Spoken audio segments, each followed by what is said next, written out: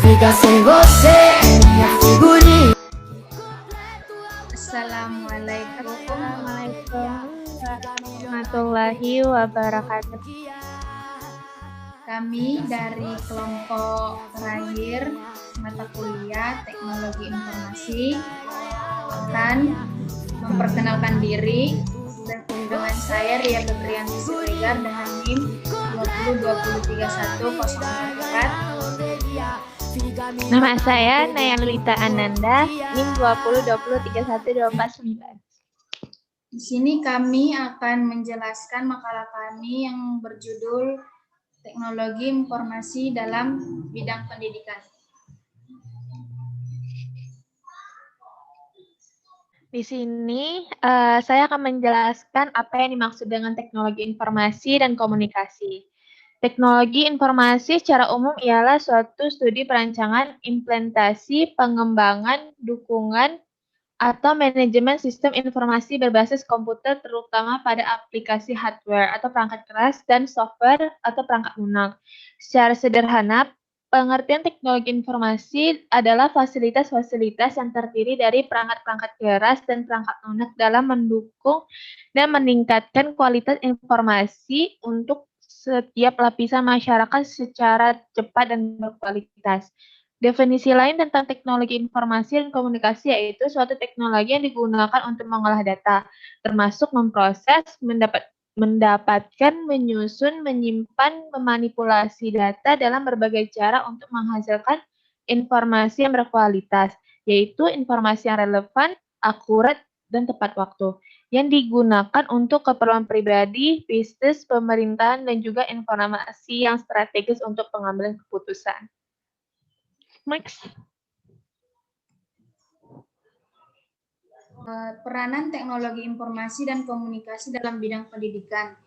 Di dunia pendidikan, banyak sekali lembaga pendidikan yang telah berhasil mengembangkan teknologi informasi dan komunikasi dalam mendukung proses pembelajarannya. Teknologi informasi dari masa ke masa selalu mengalami perkembangan yang pesat. Kemajuan yang pesat dalam bidang elektronika menyebabkan kemampuan komputer maju pesat dan cepat usang mengikuti hukum Moore, di mana kemampuan chip komputer akan menjadi 2 kali lipat setiap tahunnya. B. Perangkat lunak semakin canggih. C. Batas maya atau virtual tidak akan pernah tercapai.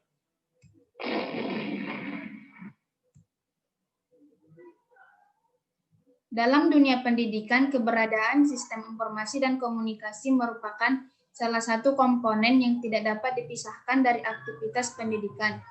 Dalam sebuah lembaga pendidikan harus memiliki komponen-komponen yang diperlukan untuk menjalankan operasional pendidikan seperti siswa, sarana, dan prasarana, struktur, organisasi, proses, sumber daya manusia atau tenaga pendidik, dan biaya operasi. Sedangkan sistem komunikasi dan informasi terdiri dari komponen-komponen pendukung lembaga pendidikan untuk menyediakan informasi yang dibutuhkan pihak pengambil keputusan saat melakukan aktivitas pendidikan. Peran-peran TIK dalam dunia pendidikan. TIK sebagai keterampilan atau skill dan kompetensi. TIK sebagai infrastruktur pendidikan. TIK sebagai sumber bahan ajar. TIK sebagai alat bantu dan fasilitas pendidikan. TIK sebagai sistem pendukung keputusan.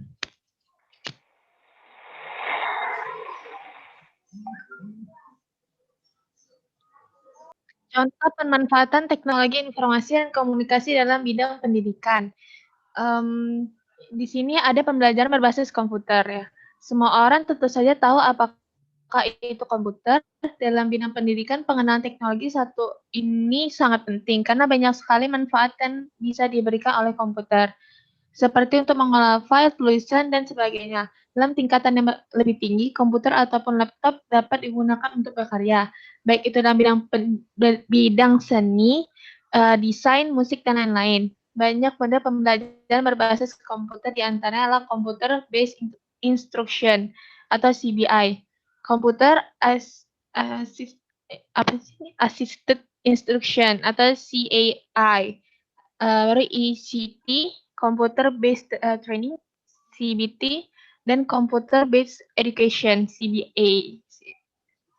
Learning adalah sistem pembelajaran yang memanfaatkan teknologi komputer dan internet sebagai media pembelajaran.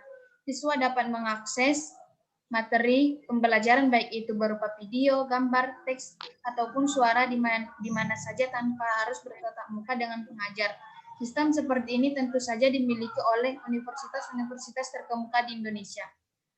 Pengkayaan konten seperti materi yang dapat diunduh siswa, ujian online, ataupun sistem penilaian siswa dan lain-lain dalam bentuk website.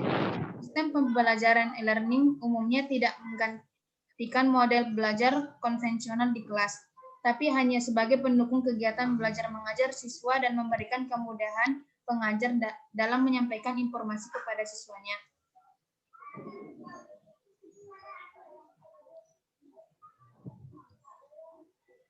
Tiga, blended learning.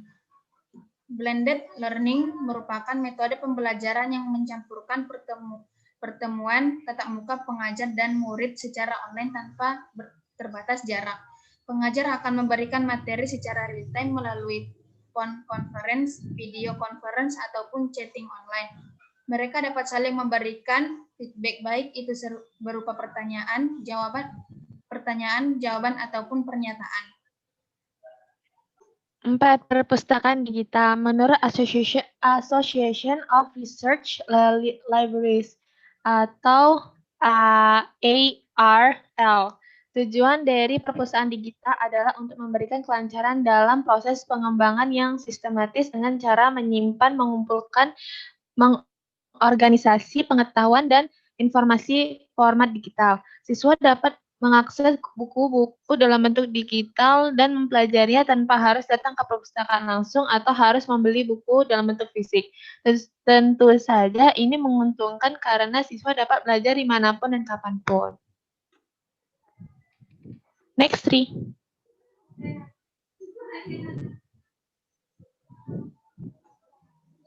Lanjut, Nay. 5. Penggunaan alat pendukung KBM. Proses belajar mengajar tidak melulu pengajar mengajar menyampaikan bahan ajar melalui lisan, namun bisa juga menggunakan video, gambar, ataupun materi yang dibuat menggunakan komputer atau laptop. Kemudian ditambahkan lagi menggunakan teknologi berupa proyektor agar objek lebih besar dan dapat dilihat oleh semua siswa. Karena teknologi terus berkembang, sudah seharusnya dunia pendidikan mengikuti perkembangan teknologi tersebut agar terjadi sinkronisasi yang baik antara siswa ketika dia kembali ke lingkungannya atau berhadapan dengan dunia kerja.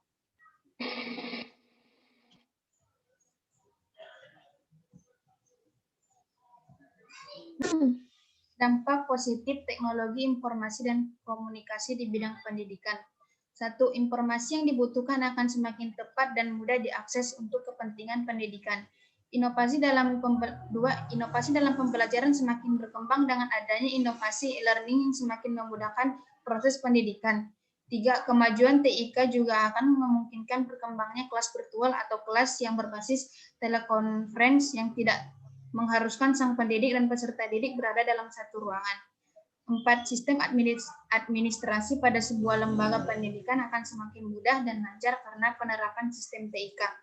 5. Munculnya media massa, khususnya media elektronik, sebagai sumber ilmu dan pusat pendidikan.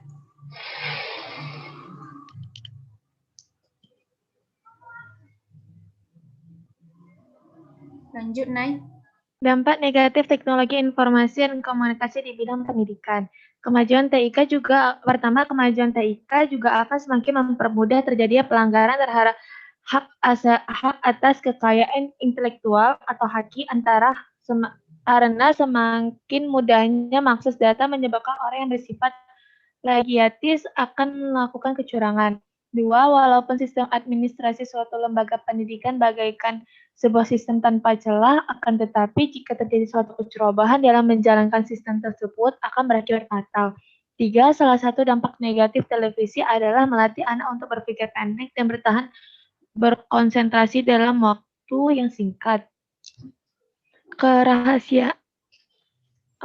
Kerahasiaan atas tes semakin terancam terancam program tes inteligensi seperti tes Raven, diferensial, aptitude test dapat diakses melalui compact disk. Implikasi dan permasalahan ini adalah tes psikologi yang ada akan mudah sekali bocor dan pengembangan tes psikologi harus berpacu dengan kecepatan pembocoran melalui internet tersebut. Sekian dari presentasi kami. Apabila ada kesalahan dalam berkata, kami mohon maaf. Wassalamualaikum warahmatullahi wabarakatuh. Terima kasih. Oke, terima kasih.